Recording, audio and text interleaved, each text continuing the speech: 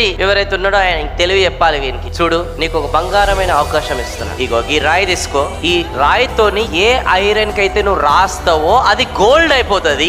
అప్పటికి సాయంత్రం అయిపోయింది. అప్పుడు ఆయనకు ఆలోచన వచ్చింది, ఈ సాయంత్రం పూట ఐరన్ అనేది మనకి ఏడ దొరుకుతుంది షాప్ లా. పొద్దున పోయి మార్కెట్ లో వేస్ట్ ఐరన్ ఏదైతే దొరుకుతుందో దాన్ని నేను కొనుక్కుంటా. పొద్దున్నే లేచి రాత్రి అయిపోయి తిని వండుకుంటా అని చెప్పి వండుకుంటా. పొద్దున్నే లేచిండు, బ్రేక్ఫాస్ట్ చేయాలి కదా. ఇప్పుడు అంత తొందర ఏముంది, మధ్యాహ్నం పోతా. మధ్యాహ్నం అయ్యంగానే ఆకలి కడుపు మళ్ళా. దాని తర్వాత పోదామనేసరికి బాడీ సహకరిస్తలే. ఎందుకు ఇప్పుడే తిన్నావు కదా చేసే బాండు.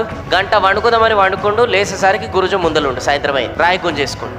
గురుజీ నేను ఇంకా మార్కెట్ పోలే, ఐరన్ తెచ్చుకో. చాలు, నిన్న సాయంత్రం నుంచి ఇప్పటి వరకు నీకు అవకాశం ఇచ్చాను.